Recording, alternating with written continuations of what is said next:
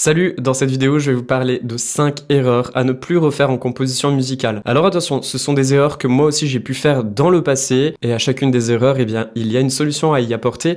Donc dans cette vidéo, j'ai envie de vous parler de toutes ces erreurs et comment on va pouvoir éviter de les refaire. Si tu ne me connais pas encore, je m'appelle Anto, cette chaîne YouTube s'appelle FlashX, c'est tout simplement mon nom d'artiste, et j'aide les utilisateurs de Apple à composer de la musique avec Logic Pro X, qui est un logiciel d'édition sonore. Allez, on va tout de suite dans l'ordi et je vais vous parler de 5 erreurs à ne plus refaire.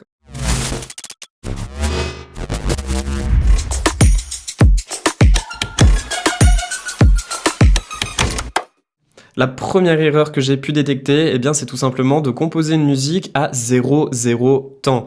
Le but, en fait, c'est de pouvoir ajouter une introduction, donc on va éviter de composer à 0,0 et on va laisser 16 barres, c'est-à-dire 16 temps, pour pouvoir créer une introduction. Donc dans les introductions, ce que l'on fait généralement, eh bien, c'est qu'on ajoute la majorité des éléments qui viennent dans notre drop ou qui sont dans notre refrain. Et puis on s'éclate justement avec quelques petites voix, quelques petits effets, et ça nous permet de rentrer en matière et tout de suite déterminer quel est le style de musique dans lequel on va se plonger. Donc dans le style de musique que le producteur a composé. Donc on va toujours commencer à une petite barre de 5 et on va laisser 16 temps ici afin de pouvoir vraiment rentrer dans le vif du sujet. La seconde erreur, dans cette musique, j'ai des stems, donc des pistes séparées qui ne sont absolument pas mixées. Breathe in, breathe out, save yourself, the time is now. Breathe in, breathe out, save yourself, the time is now.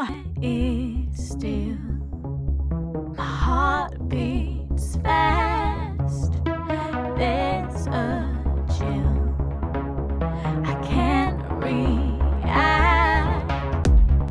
Baby, shoot that arrow right there into my heart, all my life. Breathe in, breathe out, save yourself. Il y a 3 vélocités au niveau du volume sonore de la chanteuse. Il y a la vélocité sur le premier couplet, ensuite il y a la vélocité sur le pré-refrain et puis la vélocité sur le couplet. Le couplet eh bien, est beaucoup plus fort que le couplet. Le refrain est beaucoup plus fort que le pré-couplet. Par exemple, si vous faites une automation de volume, dans le couplet, vous souhaitez avoir un volume sonore beaucoup plus fort, eh bien, on fera une automation de volume. Ça, on l'a tous déjà plus ou moins fait.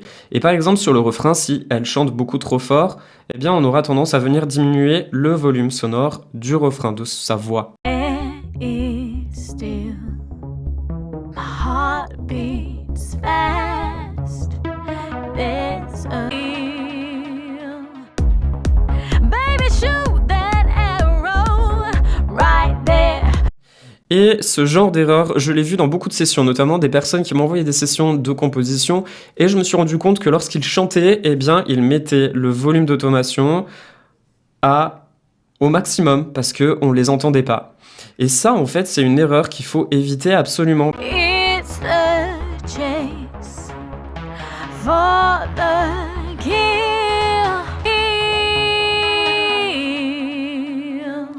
Et le problème, eh bien, c'est que le volume restera bloqué sur ce niveau. Donc en fait, ce qu'il va falloir faire pour éviter, et si par exemple vous faites une automation sur ce volume et que vous avez quand même envie d'en faire une, eh bien vous allez venir diminuer l'automation complète. Donc en appuyant ici sur ajuster et on va diminuer l'automation complète de volume sonore de la chanteuse, afin de pouvoir s'ajuster sur le volume général de toutes les pistes qu'on a diminuées.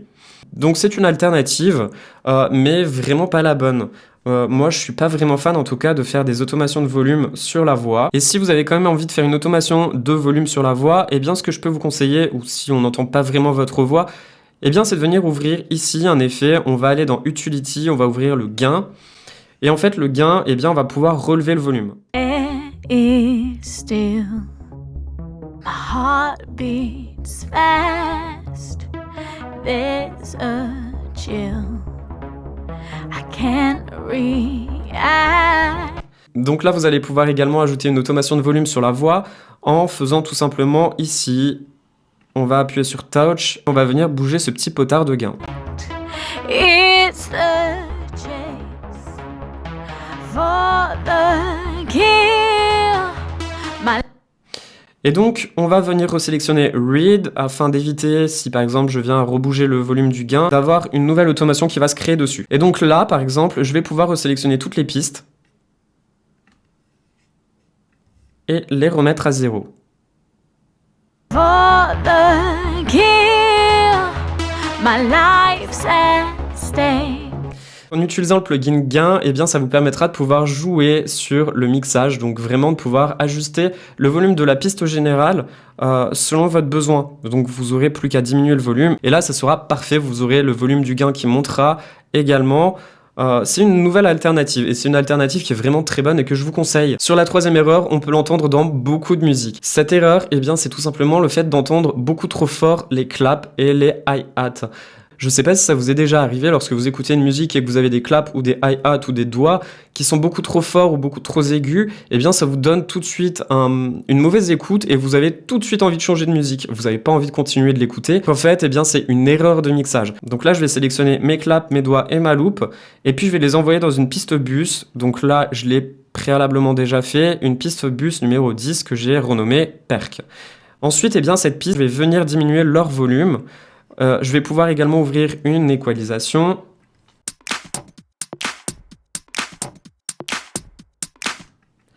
Donc si je viens à couper un petit peu les fréquences basses, que je viens à couper les fréquences qui sont inaudibles, et puis couper les fréquences un petit peu trop hautes.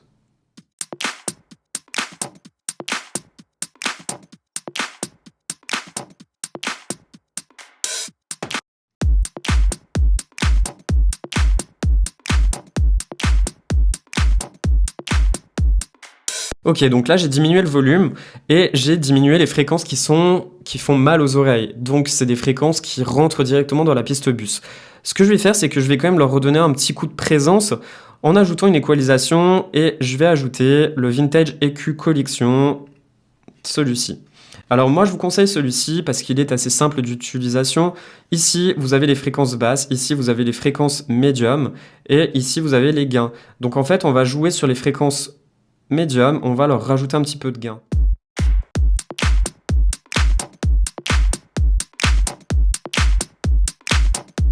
Et maintenant c'est parfait puisque vous avez nettoyé les fréquences qui font mal aux oreilles lorsqu'elles rentrent dans la piste bus et vous avez redonné quand même un petit coup de présence en réajustant avec le Vintage EQ Collection, avec le Vintage Console EQ. Et par exemple, si vous n'avez pas envie d'utiliser le console EQ, eh bien vous pouvez utiliser dans les équalisations le Vintage EQ Collection, le graphe EQ qui est plutôt pas mal aussi et qui vous permettra de redonner un petit aspect un petit peu plus haut.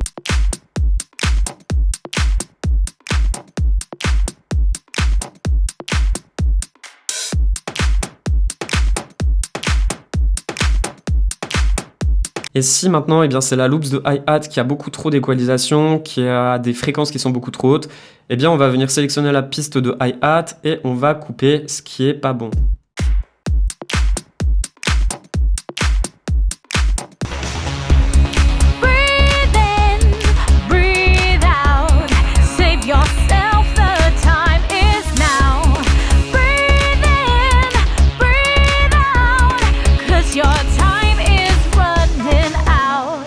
Donc je vous répète, cette musique n'est absolument pas traitée, elle n'est absolument pas mixée, la voix est complètement brute ainsi que les instruments. La quatrième erreur, eh bien, c'est le fait de ne pas ajouter de fills.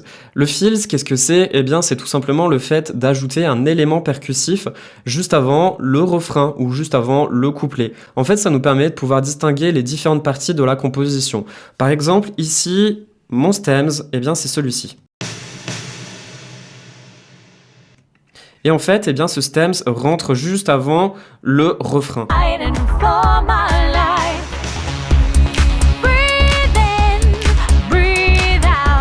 Même lorsque j'arrive à la fin du refrain, le fills rentre en scène.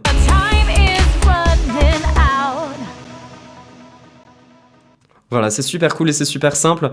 Maintenant, le fait de créer un fills, eh bien, créez le vôtre. C'est super simple à faire, il vous suffit uniquement d'ajouter les éléments percussifs de votre composition et puis de faire un petit mélange en ajoutant juste une toute petite rythmique différente sur ce passage. Donc sur les 4 ou 16 barres qui sont juste avant le refrain. La 5e et dernière erreur, c'est le fait de ne pas ajouter d'automation.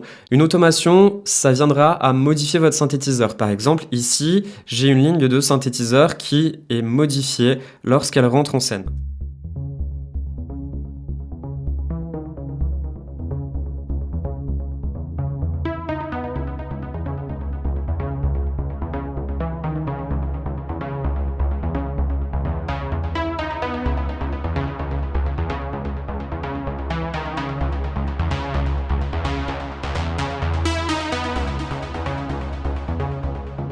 Le fait d'ajouter une automation sur ce synthétiseur, eh bien ça nous évitera d'avoir un synthétiseur qui soit beaucoup trop robotique. Cette automation, c'est tout simplement une automation sur le cut-off, ou une automation sur le volume, ou une automation sur un effet de reverb. Vous pouvez faire une automation assez facilement. Lorsque vous créez une piste d'instrument, on va ouvrir le S2, qui est un synthétiseur qui est assez cool. Et en fait, c'est le fait de créer une basse, et puis ici, on va jouer sur ce petit bouton d'automation.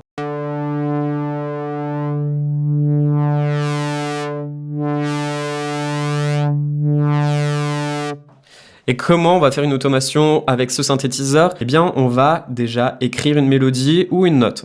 Ensuite, on va ouvrir le synthétiseur, on va cliquer ici sur Touch, et on va le démarrer par exemple comme ça. On va le bouger tout simplement pendant la lecture. Ensuite, on arrête, on coupe le Touch, on remet sur Read, on ouvre la manière de faire nos automations sur Logic, et ici on voit qu'on a le cutoff qui est activé. Donc en fait, on va jouer sur le cutoff, on va le faire venir progressivement.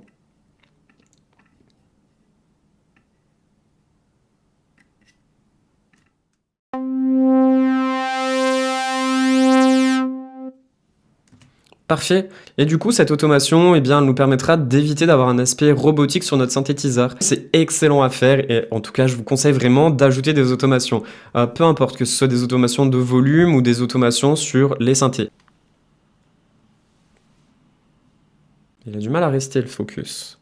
On arrive à la fin de cette vidéo, j'espère que vous l'avez kiffé. N'hésitez surtout pas à mettre des pouces bleus, ça fait plaisir d'en recevoir et puis ça soutient également mon travail, ça soutient cette chaîne. Si vous êtes des utilisateurs de Logic Pro X, n'hésitez surtout pas à vous abonner sur cette chaîne YouTube. J'y partage toujours du contenu pour vous aider. Et si vous avez des questions, n'hésitez pas à me les écrire dans les commentaires, je réponds toujours à tout le monde. Et puis si vous avez aimé ce genre de vidéo, n'hésitez surtout pas à me le dire. Je pense que je vous proposerai d'autres sujets de ce type, genre les 5 erreurs. Et je voudrais aussi savoir quelles ont été les erreurs que vous avez pu faire lors de vos compositions musicales. Parce que celles-ci c'était les miennes, mais peut-être que vous en avez fait d'autres, et c'est toujours une expérience à prendre sur l'apprentissage. Et merci à toi d'avoir regardé cette vidéo, j'espère qu'elle t'aura plu, qu'elle t'aura aidé, et surtout qu'elle t'aura inspiré.